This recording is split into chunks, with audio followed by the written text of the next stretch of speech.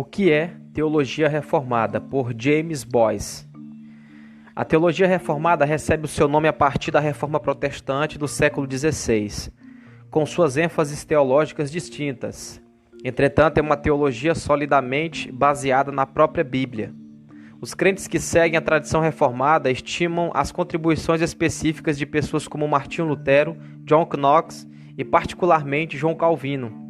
Mas também eles encontram seus poderosos distintivos nos gigantes da fé que viveram antes deles, tais como Anselmo e Agostinho, e finalmente nas cartas de Paulo e nos ensinamentos de Jesus Cristo. Os cristãos reformados sustentam as doutrinas características de todos os cristãos, incluindo a Trindade, a verdadeira divindade e a verdadeira humanidade de Jesus Cristo, a necessidade da expiação de Jesus pelo pecado, a Igreja como uma instituição divinamente ordenada, a inspiração da Bíblia, a exigência de que os cristãos vivam vidas moralmente corretas e a ressurreição do corpo. Eles sustentam outras doutrinas em comum com os cristãos evangélicos, como a justificação pela fé, a necessidade do novo nascimento, o retorno pessoal e visível de Jesus Cristo e a grande comissão. O que então é distintivo em relação à teologia reformada? Primeiro, a doutrina da Escritura. O compromisso reformado com a Escritura enfatiza a inspiração, a autoridade e suficiência da Bíblia, visto que a Bíblia é a palavra de Deus e por isso tem a autoridade do próprio Deus. As pessoas reformadas afirmam que esta autoridade é superior a de todos os governos e a todas as hierarquias da Igreja. Essa convicção deu aos crentes reformados a coragem de portarem-se contra a tirania e fez com que a teologia reformada se tornasse uma força revolucionária na sociedade. A suficiência das Escrituras significa que elas não precisam de ser complementadas por uma revelação especial, nova ou em curso. A Bíblia é o guia completamente suficiente para a nossa maneira de pensar e sobre como devemos viver como cristãos. Os reformadores, e particularmente João Calvino, ressaltaram como a forma e objetivo da palavra de Deus escrita e o ministério interior e sobrenatural do Espírito Santo trabalham em conjunto. O Espírito Santo iluminando a palavra para o povo de Deus. A palavra sem a iluminação do Espírito Santo continua a ser um livro fechado. A suposta direção do Espírito Santo sem a palavra leva a erros e excessos. Os reformadores também insistiram sobre o direito dos crentes de estudarem a Escritura por si mesmos. Apesar de não negarem o valor de professores formados, eles compreenderam que a clareza das Escrituras em assuntos essenciais para a salvação torna a Bíblia propriedade de todo crente. Este direito de acesso sempre vem acompanhado da responsabilidade de uma interpretação cuidadosa e precisa. Segundo, a soberania de Deus. Para a maioria do povo reformado, o principal e mais distintivo arquivo do credo é a soberania de Deus. A soberania significa governo, e a soberania de Deus significa que Deus governa sua criação com poder e autoridade absolutos. Ele determina o que acontecerá e isto acontece. Deus não está alarmado, frustrado ou derrotado pelas circunstâncias, pelo pecado ou pela rebelião de suas criaturas.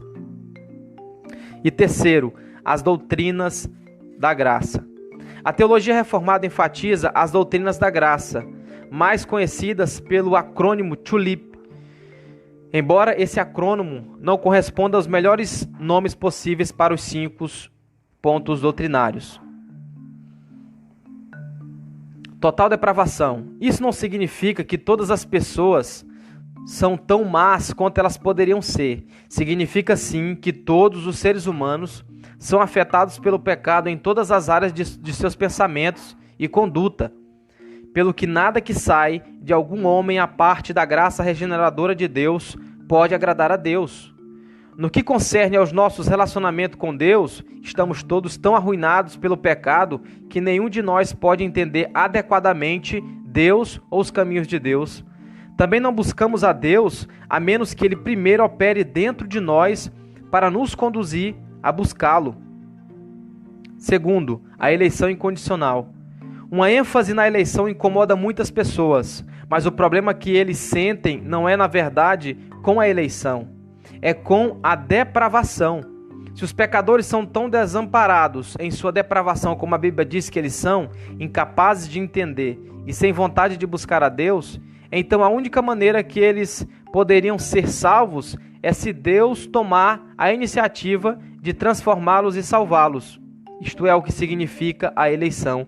É Deus escolhendo salvar aqueles que, se não fosse a sua escolha soberana e suas ações subsequentes, certamente pereceriam. E terceiro, expiação limitada. Esse nome é potencialmente enganoso, pois parece sugerir que os reformados querem, de alguma forma, restringir o valor da morte de Cristo. Este não é o caso. O valor da morte de Jesus é infinito. A questão é, qual é o propósito da morte de Cristo? O que ele realizou na mesma? Será que Cristo pretendeu fazer da salvação nada além de uma possibilidade? Ou ele realmente salva aqueles por quem ele morreu? A teologia reformada enfatiza que Jesus realmente expiou os pecados daqueles a quem o Pai havia escolhido. Na verdade, ele propiciou a ira de Deus para com o seu povo, tendo levado o seu julgamento sobre si. Em verdade, redimiu e de fato reconciliou essas pessoas específicas com Deus. Um nome melhor para expiação limitada seria redenção particular ou específica. Quarto, graça irresistível. Sozinhos nós resistimos à graça de Deus, mas quando Deus trabalha em nossos corações, regenerando-nos e criando uma vontade interior renovada, então o que era indesejável antes de tornar-se altamente desejável, e corremos para Jesus apenas como anteriormente nós corremos para longe dele. Pecadores caídos resistem à graça de Deus, mas a sua graça regeneradora é eficaz. Ela supera o pecado e cumpre o propósito de Deus. A quinta e última, perseverança dos santos. O nome melhor seria a perseverança de Deus com os santos.